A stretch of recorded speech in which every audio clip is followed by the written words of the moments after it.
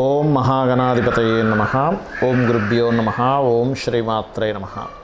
పరమేశ్వర స్వరూపమైనటువంటి జ్యోతిష, వాస్తు మరియు ఇతర అనేకమైనటువంటి శాస్త్రములను మనకు అందించినటువంటి మహర్షులకి నమస్కారం. హయగ్రీవ హయగ్రీవ హయగ్రీవేతియో వదేత్తస్య నిస్సరతే వాణి జహ్నుకన్యా ప్రవాహవత్. అరుణాం కరుణాతరంగితాక్షీం ధృతపాశాంకుశపుష్పబాణచాపాం అనిమాదిభిరావృతాం మయూకైః అహమిత్యేవ విభావయే భవానీం. శ్రీమాత్రే నమః.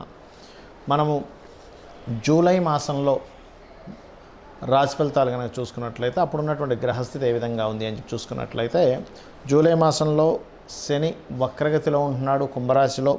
అదేవిధంగా రాహు మీనంలోని, మేషంలో కుజుడున్నాడు. అయితే చంద్రుడు ప్రతి 2.5 రోజులకు ఒకసారి మారిపోతూనే ఉంటాడు.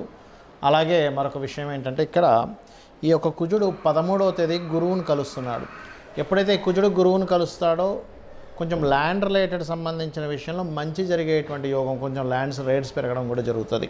అదేవిధంగా ఇక్కడ మనకి మిథునంలో రవి శుక్ర గ్రహాల యొక్క స్థితి, ఆ రవి 15వ తేదీకి కర్కాటకంలోకి రావడము, అదేవిధంగా శుక్రుడు 7వ తేదీ కర్కాటక రాశిలోకి రావడము, బుధుడు కర్కాటక రాశిలో ఉంటూ 20వ తేదీకి మనకి మన సింహంలోకి వస్తున్నాడు. అదేవిధంగా కన్యారాశిలో కేతువు యొక్క సంచారం జరుగుతుంది.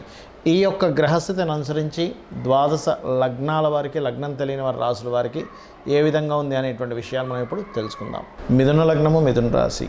మిథునం వారికి కనుక చూసుకున్నట్లయితే ఈ యొక్క నెలలో బుధుడు 20వ తేదీ నుంచి 2వ స్థానం నుంచి 3వ స్థానంలోకి మారుతున్నాడు. అంటే 20వ తేదీ వరకు ఫైనాన్షియల్ గ్రోత్ అనేటువంటిది అద్భుతంగా ఉంది.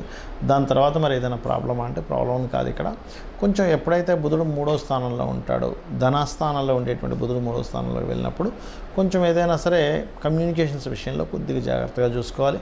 కాకపోతే మీ వాగ్దాటి వల్లే అన్నీ కూడా కలిసి వస్తాయని చెప్పుకోవచ్చు. సహజంగానే మిథునం వారికి తెలివితేటలు ఎక్కువగా ఉంటాయి కాబట్టి. అయితే ఈ 4వ స్థానంలో కేతువు ఉన్నందుకు మీరు ఏదైనా ప్రాపర్టీ తీసుకునేటప్పుడు అది కాస్త జాగ్రత్తగా ఉండాలి. మరియు లగ్నంలో 15వ తేదీ వరకు ఉండేటువంటి రవి మాత్రం కొంత అధికారులతోని కొద్దిగా స్ట్రెస్ని క్రియేట్ చేస్తున్నాడు.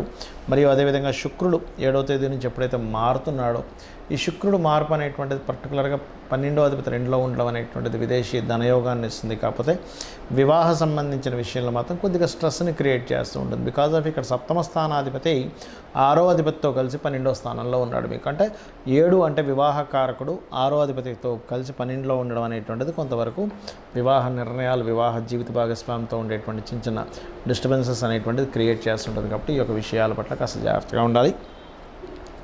అలాగే మరొక విషయం ఏంటంటే ఇక్కడ ఈ 5వ స్థానాధిపతి కూడా శుక్రుడు 2లో ఉండడం వల్ల మీకు సంతానం విషయంలో, సంతానం గురించి లేదా సంతానానికి ఇంకా సెటిల్మెంట్ రాలేదు, అయ్యో వీళ్ళకి ఎప్పుడు సెటిల్ అవుతుంది ఏంటనేటువంటిది ఒక బాధ అయితే తొలగిపోయేటువంటి యోగం బలంగా చూపిస్తుంది.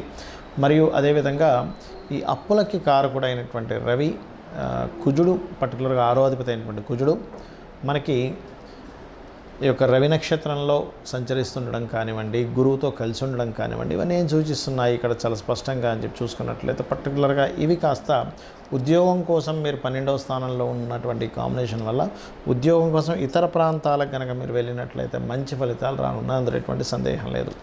ఇక ఫైనాన్షియల్ గ్రోత్ అయితే ఉంది, అందులో ఎటువంటి సందేహం లేదు. కాకపోతే మీరు కాస్త ఏదైనా కోర్సెస్ తీసుకునేటప్పుడు కానీ, కన్స్ట్రక్షన్ చేసేటప్పుడు కానీ ఇటువంటి విషయాల పట్ల కాస్త జాగ్రత్తగా ఉండండి. కాస్త ఖర్చులు ఎక్కువగా ఉంటాయి. 12వ స్థానంలో 2 గ్రహాలు ఉండడం వల్ల ఇక మీరు చేయవలసినటువంటి దేవత ఆరాధన ఏమిటి అని చెప్పి చూసుకున్నట్లయితే మీరు ఎక్కువగా లలిత అమ్మవారి యొక్క ఆరాధన, ముఖ్యంగా శుక్రరాశుల్లో ఉన్నాడు కాబట్టి మనకి పాలతో అభిషేకం చేస్తూ గనక లలితా ఉపాసన కనుక చేయగలిగితే ఎప్పటి నుంచో సంతానం కోసం ప్రయత్నం చేసేటువంటి వారికి ఇదొక మంచి ఫలితం ఇస్తుంది. ఇక మీరు చేయవలసినటువంటి దేవతారాధన కూడా సహజంగానే లలితా అమ్మవారి యొక్క ఆరాధన చేసుకుంటూ చంద్రుణ్ణి చూస్తూ గనక లలితా సహస్రనామాలు చదివినట్లయితే మరింత మంచి ఫలితాలు ఉంటాయి మీకు. అయితే ఇప్పుడు శని వక్రించాడు. శని వక్రగతి వల్ల కూడా కొన్ని జాగ్రత్తలు తీసుకోవాలి. మీ జాతకం ఉన్నా లేకపోయినా సరే గుర్తుపెట్టుకోండి. ఏమిటది అంటే శని మకర రాశి, కుంభరాశిలో ఉండి మకరం వైపు వక్రించున్నాడు. దీనివల్ల పర్టికులర్గా ఏంటంటే ప్రపంచవ్యాప్తంగా, దేశవ్యాప్తంగా కొంత కెరియర్ రిలేటెడ్ సంబంధించిన విషయంలో కొంత గ్రోత్ ఉంటుంది.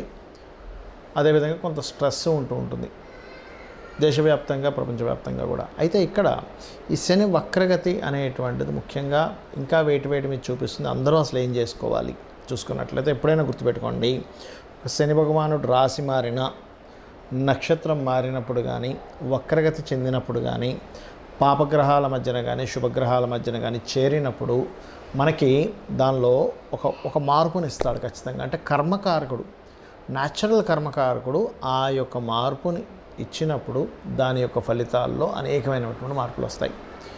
ఇది ముఖ్యంగా దేశ రాజకీయాల మీద ప్రభావం చూపిస్తుంది శని వక్రగతి అనేటువంటిది. అదేవిధంగా రెండవది ఏంటంటే జాబ్స్, ఎంప్లాయ్మెంట్స్, వీటి మీద ఒక పాజిటివ్నెస్ని కూడా ఇస్తుంది, అందులో ఎటువంటి సందేహం లేదు. ఆర్థిక వ్యవస్థ సంబంధించిన విషయంలో అనేకమైన మార్పులను ఇస్తుంది. అయితే ఈ శని వక్రగతి పర్సనల్ చార్ట్ మీద ఎఫెక్ట్ పడకుండా ఉండాలి అంటే ముఖ్యంగా మీరు చేసుకోవాల్సినటువంటి ముఖ్యమైనటువంటి అంశం ఏమిటి అంటే శనివారాలు వీలైనంత మటుకు అన్నదానం చేయండి. దీనివల్ల ఏమవుతుందంటే శని వక్రగతి యొక్క ప్రభావం తగ్గి మీకు పాజిటివ్ అనేటువంటి జరుగుతుంది.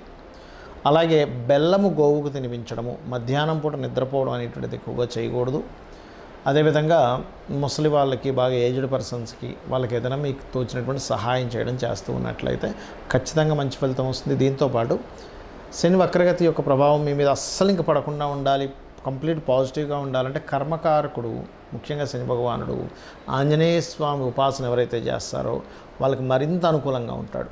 కాబట్టి ఆ అనుకూలత రావాలంటే రోజు కనీసం 20 నిమిషాలు, ఎక్కువసేపు అక్కర్లేదు, ఓం హరి మర్కటాయ నమః అనే మంత్రం చేయండి, అద్భుతంగా ఉంటుంది. అయితే ఎవరికైనా వాళ్ళ జన్మజాతకంలో శని వక్రించుండి వాళ్ళ గనక కర్మ సంబంధం దానికి వచ్చింది కంప్లీట్గా అన్నప్పుడు ఉద్యోగం, గతంలో చేసిన ఉద్యోగంలోకి వెళ్ళడం అనేటువంటిది ఇస్తాడు. గతంలో ఇంతకుముందు చేశానండి జాబ్, వాళ్ళు మళ్ళీ పిలుస్తున్నారు, ఇటువంటివి వింటూ ఉంటారు, గుర్తుపెట్టుకోండి. అలాగే ఎప్పుడైనా గుర్తుపెట్టుకోండి, గోచార గ్రహాల యొక్క ఫలితం ఒక ఎత్తు అయితే మన personal chart is most important. మన పర్సనల్ చార్ట్లో ప్రస్తుతం నడుస్తున్న మహాదశ ఏమిటి, అంతర్దశ ఏమిటి, దానికి గోచారం ఏమిటి, ఇది పర్టికులర్గా చూసుకోవాలి. అంతేగాని ఎంతసేపు నాకు ఏలినాటి శని ఉంది, అర్ధాష్టమి శని ఉంది, అష్టమి శని ఉంది, అందుకే ఇంత ఇబ్బంది పడుతున్నాను అనుకోవడానికి వీల్లేదు. ఎందుకంటే శని భగవానుడు ఎప్పుడూ బ్యాడ్ అయి ఇచ్చేటట్టయితే ప్రతి ఒక్కరూ శని మహర్దశ రాగానే ఇబ్బంది అయిపోవాలి. గురు మహర్దశ రాగానే బాగుండాలి, శుక్ర మహర్దశ రాగానే బాగుండాలి, బుధుడు రాగానే బాగుండాలి. అలా అవ్వట్లేదు కదా. లాజిక్ ఆలోచించండి. శని భగవానుడు బాగుంటే మంచి ఫలితాలు ఇస్తాడు, గురువు బాగున్నా మంచి ఫలితాలు ఇస్తాడు. కానీ ఇబ్బంది అయితే గురువు గ్రహం అయినా సరే ఇబ్బంది ఇస్తుంది. శుక్రగ్రహం, అందరూ ఏమనుకుంటారు శుక్రదశ వస్తే రాజయోగం అనుకుంటారు. అలా ఏమి ఉండదండి. శుక్రుడు బాగుంటేనే రాజయోగం. నేను మీకు ఒక కనీసం కొన్ని వేల జాతకాలు చూపిస్తా. శుక్రదశ వచ్చినప్పుడు ఇబ్బంది పడ్డ వాళ్ళు కూడా, ఎందుకంటే డిపెండ్ ఆన్ ఆ గ్రహం యొక్క స్థితి ఎలా ఉంది, శాస్త్రంలో చాలా స్పష్టంగా చెప్పబడింది. కాబట్టి ఈ యొక్క విషయాన్ని కంప్లీట్గా తెలుసుకోవాలి మీరు. ఇది తెలుసుకోకుండా మూఢంగా శని వచ్చేసింది పాడైపోతాను, శుక్రుడు వచ్చేసింది బాగుంటాను కాదు. శుక్రుడు పాడైతే శుక్ర సంబంధంగా పాడవుతాడు మనిషి. అంటే స్త్రీ వ్యామోహం కావచ్చు, లేకపోతే ఎక్కువ లగ్జరీ ఖర్చులు పెట్టేసి పాడు చేసుకోవడం కావచ్చు, ఇట్లాంటివి ఇబ్బంది పడుతూ ఉంటాడు. శని గనక పాడైతే కింద వాళ్ళ వల్ల వీళ్ళు ఇబ్బంది పడుతూ ఉంటారు. అంటే వీళ్ళకి సపోర్ట్ సపోర్ట్ చేయకపోవడం. అదే బాగుంటే వాళ్ళ కింద పనిచేసే వాళ్ళ వల్ల వీళ్ళు మంచి రాజయోగాన్ని పొందుతారు. సో ఆ డిఫరెన్స్ అనేది ముఖ్యంగా మెయిన్గా తెలుసుకోవాలి, ఎప్పుడైనా గుర్తుపెట్టుకోండి. అయితే ఇక్కడ ఒక విషయం ఏంటంటే, మీరు మీ యొక్క జన్మజాతకం ఎలాగున్నా కానీ, అందులో ఎన్ని అవయోగాలు ఉన్నా, ఎంత దీనస్థితిలో ఉన్నా ఒకటే గుర్తుపెట్టుకోండి, అమ్మవారిని నమ్ముకుంటూ, చాలామంది భయపడేది శనికి సంబంధించిన విషయమే కాబట్టి అమ్మవారిని నమ్ముకుంటూ, అమ్మవారి లలితా సహస్రనామాల్లో ప్రత్యేకంగా ఓం అనాకలిత సాదృశ్య చుబుక శ్రీ విరాజితాయై నమః అనే మంత్రం కనుక చేసుకోగలిగితే ఎటువంటి శని దోషాలున్నా పోతాయి, గుర్తుపెట్టుకోండి. ఇంకొకటి ఏంటంటే, ఇక్కడ మీరు ఎప్పుడూ కూడా బాగున్నటువంటి ప్లాంటరీ పొజిషన్కి సంబంధించిన రత్నమే ధరించాలి ఎప్పుడు కూడా. చాలామంది ఏం చేసే మిస్టేక్ ఏంటంటే, నాకు ఈ దశ బాగాలేదు కదండి అందుకే ఆ రత్నం పెట్టేసుకున్నా అంటారు. అది కూడా చాలా పెద్ద మైనస్ అవుతుంది, ఒకటి. రెండవది, మీకు ఏ గ్రహం అయితే పాడైందో ఆ గ్రహ సంబంధించిన వ్యాపారము, ఉద్యోగాల్లోకి వెళ్తారు, అది కూడా పెద్ద మైనస్ అవుతుంది. మీకు ఏ ప్లానెట్ బాగుందో దానికి సంబంధించిన దాంట్లోకి వెళ్ళండి, అప్పుడు బాగుంటుంది. గురువు బాగున్నాడు, టీచింగ్స్లోకి వెళ్ళండి. బుధుడు బాగున్నాడు, వ్యాపారంలోకి వెళ్ళండి. శుక్రుడు బాగున్నాడు, ఫ్యాషన్ డిజైనింగ్ దాంట్లోకి వెళ్ళండి. చంద్రుడు బాగున్నాడు, ఫుడ్ రిలేటెడ్ దాంట్లోకి వెళ్ళండి. రవి బాగున్నాడు, ఆరోగ్యం దాంట్లోకి వెళ్ళండి. చాలామంది చేసే మిస్టేక్ ఏంటంటే, చంద్రుడు బాగోపోతే వెళ్ళి ఫుడ్ బిజినెస్ చేస్తుంటారు. బాగోలేని చంద్రుడికి సంబంధించిన బిజినెస్ చేస్తే ఏమవుతుంది, మీ లైఫ్ కూడా పాడైపోతుంది. అదేవిధంగా చాలామంది పార్ట్నర్షిప్స్ విషయంలో కొన్ని తప్పిదాలు చేస్తూ ఉంటారు. అవతల వాళ్ళ జాతకం ఎట్లా ఉంది, అసలు వాళ్ళకి ఆ దాని పరంగా ధనయోగం ఉందా లేదా చూసుకోకుండా వీళ్ళకి బాగుంది కదా అని వెళ్ళిపోతారు. అక్కడ ఏమైపోతుంది, వాళ్ళకి బాగోపోవడం వల్ల మీకు కూడా ఇబ్బంది పడుతూ ఉంటుంది, ఎఫెక్ట్ పడుతూ ఉంటుంది. గుర్తుపెట్టుకోండి, మీ వల్ల వాళ్ళకి బాగుంటుంది మళ్ళీ, ఎప్పుడు కూడా గుర్తుపెట్టుకోండి. సో ఇది ముఖ్యంగా జాగ్రత్త పడవలసినటువంటి అంశము. అలాగే మరొక విషయం ఏంటంటే, ఇక్కడ మీరు నిత్యము కనుక ఇంట్లో పూజ చేసుకోగలిగితే, నిత్యము ఏదైనా ఒక ఆలయానికి కనుక వెళ్ళగలిగితే, నిత్యము లలితా సహస్రనామాలు చేసుకోగలిగితే మీ గ్రహస్థితితో సంబంధం లేదు. గ్రహస్థితి మీకు ఇచ్చేటువంటి, మీ కర్మ బట్టి వచ్చేటువంటి బ్యాడ్ రిజల్ట్స్ చాలా తక్కువ స్థాయిలో వస్తాయి.